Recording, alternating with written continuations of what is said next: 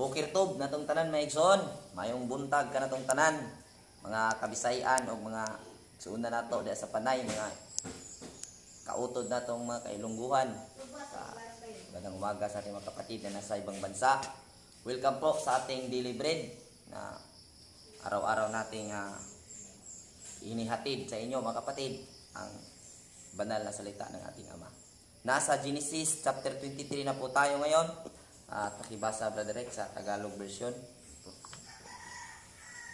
Sa Genesis chapter 23, ito po ang kasulat. Nabuhay si Sarah ng 127 taon. Namatay siya sa lungsod ng Arba na tinatawag ding Hebron sa lupain ng Kanaan. Ito'y labis na ikinalungkot ni Abraham. Sandaling iniwan ni Abraham ang bangkay at nakipag-usap sa mga Heteo. Pakiusap niya, "Ako'y isang dayuhan at nakikitira lamang sa inyong lupain. Kung maaari, pagbilhan ninyo ako ng lupang mapaglilibingan sa aking asawa." Sumagot ang mga Heteo, "Kinakilala ka naming isang dakilang pinuno. Pumili ka ng lugar na gusto mo para paglibingan sa iyong asawa. Ikalulugod namin na ibigay sa inyo ang bahagi ng inyong mapipili." Bilang papasalamat, yumuko si Abraham sa harapan ng mga tao at sinabi niya, "Kung talagang hindi kayo tutol na dito ko ilibing ang aking asawa, tulungan ninyo akong makiusap kay Efron na anak ni Zohar. Nais kong saksihan ninyo ang pagbili ko sa yungib na nasa tabi ng kanyang lupain sa Makpela upang ito'y gawing libingan. Babayaran ko siya sa hustong halaga."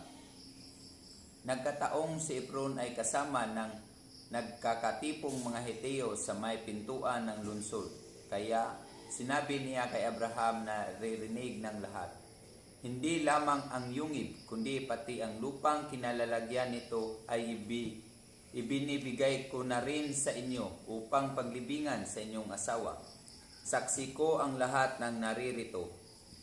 Muling yumuko si Abraham sa harapan ng mga naroroon at sinabi niya kay Efron na naririnig ng lahat, "Kung maaari, pakinggan mo ako. Bibilhin ko ang buong lupain. Tanggapin mo ang tamang kabayaran upang mailibing ko roon ang aking asawa." Sumagot si Efron kay Abraham, 400 pirasong pilak po ang halaga ng lupa. Huwag na nating pag-uusapan, basta't paglibingan na ninyo." Nagkasundo sila. Sa harapan ng mga tao'y tumimbang si Abraham ng halagang 400 pirasong pilak, ayon sa halaga ng salaping umiiral noon sa pamilihan. Kaya't ang lupain iyon ni Efron sa Makpela sa silangan ng Mamre, pati na ang yungib at ang punong kahoy sa paligid nito ay naging pag-aari ni Abraham. Sinaksihan ito ng mga Heteyong dumalo sa pagpupulong na iyon sa may pintuan ng lungsod. At inilibing nga ni Abraham si Sarah sa yungib na iyon sa Makpela, silangan ng Mamre sa lupain ng Kanaan. Ito'y tinatawag ngayong Hebron, ang lupa ngang iyon at ang yungib na dating pag-aari ng mga Heteo ay binili ni Abraham upang gawin niyang libingan. Iyada. Okay po mga kapatid. Basahin ko muna sa Bisaya. Isa-isahin ko mga kapatid. Okay lang naman siguro, medyo mataas ito. Og si Sarah sa kagatos og kawhaan og 7 ka tuig ang panuigon. Kini ang mga tuig sa kinabuhi ni Sarah. Namatay si Sarah 127 years old siya na namatay si Sarah. Og si Sarah namatay sa Kiryat Arba. Itong Kiryat Arba ay ito yung Hebron na kung saan nasa lupa ng Kanaan. Tinatawag daw itong Kiryat Arba dahil dito inilibing ang 4 na kupol. Ito lately na lang itong tinawag na Kiryat Arba. Dahil dito na ilibing si Abraham at saka si Sarah, si Sa Isaac at Rebecca, si Jacob at saka Leah. Leah. Mm. Ang pang-apat, Sino ang pang-apat?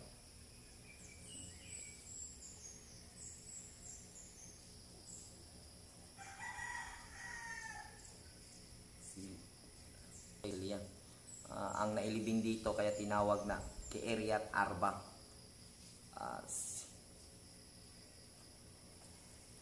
Nakalimutan ko nga kung sino yung isang couple, baka andun si Joseph. Joseph. Kasi dinalaman yun nila ang buto. Mm-mm. Kaya tinawag na Kiryat Arba. Ito ay sa kasalukuyan tinawag ding Hebron.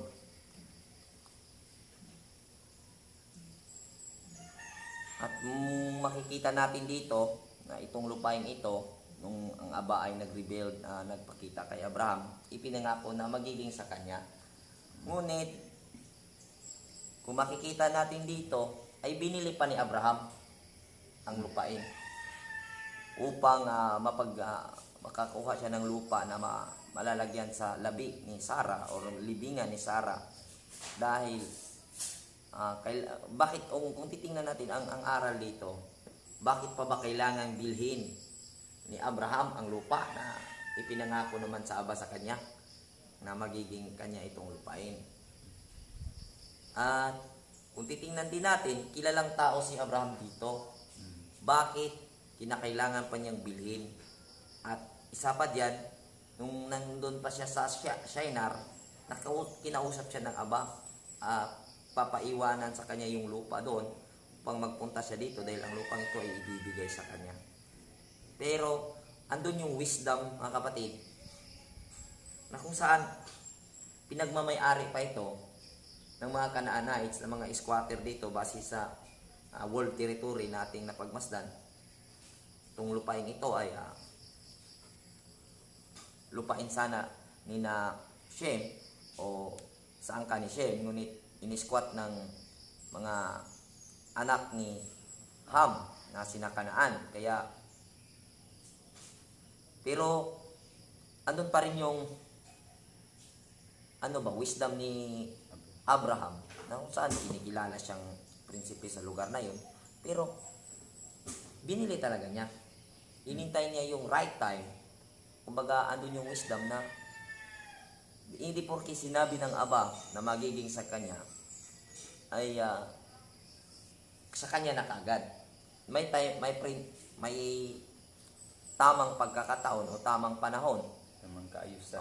Nasa kaayusan ang application kung saan ibigay sa Aba sa atin. Kumbaga, nandun yung paghihintay, nandun yung pag-unawa, nandun yung patient, nandun yung pag-uunawa. Kaya, kahit ibinigay pa rin ng mga Kanaanite, mga Hiteo, ang lupain iyon, ay talagang binili talaga ni Abraham sa halaga. Kahit tinanggihan pa, binili talaga ni Abraham. Itong makita nating ugali ni Abraham ay hindi oportunista. Na kung saan babayaran talaga niya, binayaran niya ang lupa. Hindi siya oportunista na dahil ginamit yung magiging kilala niya sa lugar na yon, dahil sinabi pa nga dito na kinilala siyang bilang prinsipe at iginalang ng mga Hiteo na nakatira doon. Ngunit hindi niya sinamantala iyon. Ibinigay talaga niya yung nakarapatang halaga sa lupain iyon at doon niya inilibing si Sarai o si Sarah na kanyang asawa. At dito mo makikita yung respect ni Abraham. Mataas na respeto. Kasi ang respeto, mga kapatid, hindi yan hinihingi. Hindi yan ipinakiusap upang ibigay sa atin or sa iyo. Kung saan ang respeto ay kusa yan, ibibigay ng tao. Pero ika nga sabi sa kasabihan, kung gusto mong irespeto, rumespeto ka. Mm. Kung gusto mong igalang ka, gumalang ka. Kaya kung makikita mo dito, mayroong pagyukod, mayroong talagang pagtahod, paggalang si Abraham na kung saan yumukod siya sa harap ng mga tao. Andun yung respeto. Hindi, ito rin mga kapatid, hindi ibig sabihin ng pagyukod, or kasi sinabi dito, nag-bow down si Abraham sa harap ng mga Canaanites. Hindi po itong bow down na sinasabi na kung saan nag-bow down siya, na sumamba na siya, naging Diyos-Diyosan na niya yung mga Canaanites. Kasi napaka-hipokrito po ngayon ang ibang application patungkol sa bow down,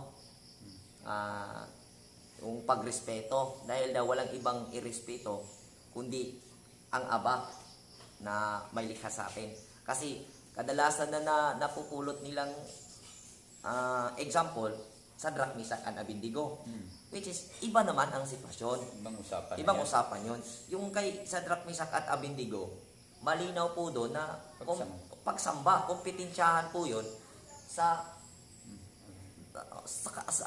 ating creator, sa ating Aba. Kaya yun po ay nararapat ay hindi talaga igalang at hindi nagpababa sila ng batas upang sambahin. Kaya hindi po yun. Pero Iba ang purpose. iba talaga yung purpose. Malinaw na ang purpose doon na yung revolto na yon, yung larawan na yon ay ipaparespeto bilang Elohim. Kaya dito, yung pagyukod ni Abraham, ito po ay pagpapakitang respeto sa tao at pagpahalaga sa tao, na kung saan doon na ipapakita niya yung respeto. Kaya kung titingnan natin, may bow down na sinasabi sa harap ng mga tao bilang pagrespeto, pagpapakumbaba ni Abraham at paggalang niya sa mga nang doon. Pagpapasalamat. Kaya ang nagiging kasi sa atin, lalo na alam natin tayo Hebreo, na itanim sa ating mga puso at isip ngayon, na we are Hebrews, mas mataas tayo sa mga Gentiles. Pero yung ating ama na si Abraham, mga pinakadakilang mananampalataya sa atin, dahil siya yung tinatawag na Father of Faith, andun yung pagrespeto. Sino ba ang mga Hiteo, mga Gentiles? Pero ipinakita ni Abraham ang respeto bilang tao. Hindi yung nirespeto niya bilang Elohim, kundi nirespeto niya ang mga Hiteo bilang tao. Kasi may nakita akong verse, bro, nakalimutan ko, something in somewhere in siguro James, na kung saan paningkamutan daw, pagsikapan natin yung pakigdait ba sa lahat ng tao. Ano yung pakigdait? Ayos ba sa lahat ng tao. Kaya yun ang sabi ni Apostle James. Hindi ko lang natandaan ang tamang chapter at verse, pero I'm sure naroroon yun. At kaya pala nasabi yun ni James, dahil itong ating amang si Abraham ay andoon yung application niya, kaya nire-respeto siya, kinikilalang prinsipi o kinikilalang mabubuting pangulo sa lugar ng mga Hintel, mga Hiteo or mga Canaanites, dahil andun yung respeto ni Abraham sa kanila. Pinakita ni Abraham yung respeto, kaya binigyan siya ng kapalit respeto rin. May nabasa din ako sa Mateo siguro na sinasabi nga, do not do into others what others don't want to do into you. Huwag mong gawin sa iba ang hindi mo gustong gawin sa iyong sarili. Kasi andun yun makikita yung utos na love your neighbor as yourselves. Kung mahal mo talaga yung tao, mahal mo talaga ang sarili mo, mahal mo talaga yung sarili mo, ganun mo rin ipakita dahil sa kapwa mo. Dahil kung paano mo minahal ang sarili mo, ang utos ng Ama, ganun mo rin mamahalin ang kapwa mo. Kaya kung ayaw mong gawan ka ng ganun, wag mong gawan ang iba ng mga bagay na hindi mo rin gusto. Ganun po yun. Kaya sa atin mga kapatid, may mga kaugalian tayo na minsan ayaw talaga nating lalaitin tayo, binubuli tayo, kung pinipersonal tayo. Minsan ayaw talaga natin ng makarinig ng ganun. Pero hindi natin mapipigilan, may mga taong gumagawa at gumagawa talaga ng ganun. Kaya sa kanila na yon, pero darating din ang time na marirealize nila, dahil kung gawa na sila ng ganon, maiisip nila na ang sakit ng feelings ng ganon. Kaya hayaan natin yung panahon ang gagawa ng kaparaanan upang kasi principle yan eh. Kung ano yung itinanim mo, yun din aanihin mo. Principle yan. Kaya sa atin, ingat-ingat tayo. Ipapakita natin yung respeto at pagpakumbaba at pag-unawa. Dahil po ay ito ay talagang ito yung mga kaugalian ng ating dakilang amang mananampalataya na si Abraham, na kung saan ipinakita dito sa salaysay na respeto at hindi siya mapagsamantala. At talagang inano yung bayad, binayaran talaga niya yung lugar na kung saan ibigay na sana sa kanya. At sabi pa nga ni Efron na anak ni Zohar, wag na nating pag-usapan ang bayad, ngunit binayad talaga ni Abraham. Hindi ko rin na maano kung bakit talaga binayaran, pero ang nakita ko, di siya mapagsamantala. Mababaw na dahilan. Hindi siya oportunista. Yun po ang klase ng kaugalian sa totoong mananampalataya. Hindi abusado. Hindi abusado, in other words, hindi abusado po.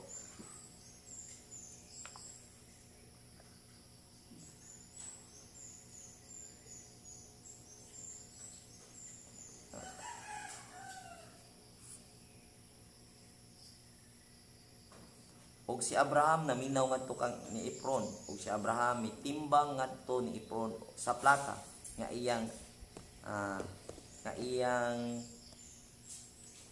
gihi nganlan diha sa pagdungog nga mga anak ni upat ka gatos ka shekel nga plata, kwarta nga madawat sa mga negosyante.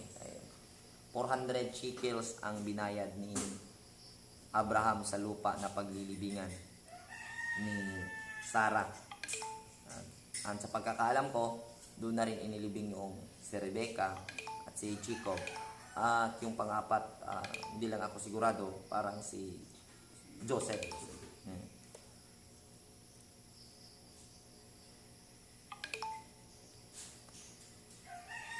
Hindi lang pala yung yungib ang binayaran dito, kundi ang buong sakahan o lupain ng kaya malaki to, Hebron.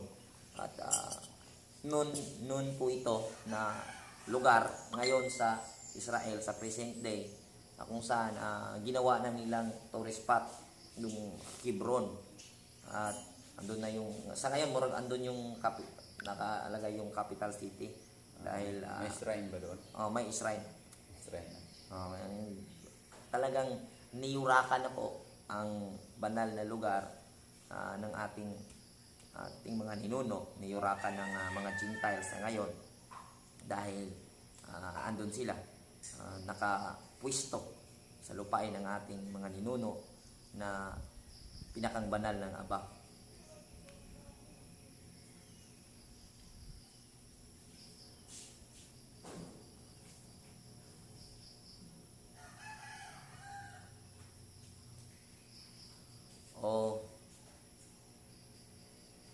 Dito mga kapatid, ang pinaka mensahe, maikli lang pala ito. Ang pinaka mensahe na nakikita ko sa chapter na ito, yung ugali ng ating ninuno, yung ugali ng ating amang Abraham. At ang mensahe dito na ipakita yung pinaka major na message dito sa atin sa araw na ito, yung ugali ng ating ama na mananampalataya. Na ipakita ito ay ating mapagkukunan ng aral upang sa ating araw-araw ating maipraktis yung respeto sa kapwa. Dahil ika nga gusto mo ng respeto, magrespeto. Okay. Kaya ito po yung mga nakikita natin. Hindi abusado dahil pag isang tao nirerespeto sa isang lugar, ang taong yan, hindi yan abusado. Hindi yan oportunista. O kaya nakakakuha o nakakuha siya ng respeto sa mga mamamayan. Kaya ito pong si Abraham ay hindi abusado at hindi oportunista at nagpapakita ng respeto. Kaya nakakakuha siya ng respeto sa mga tao.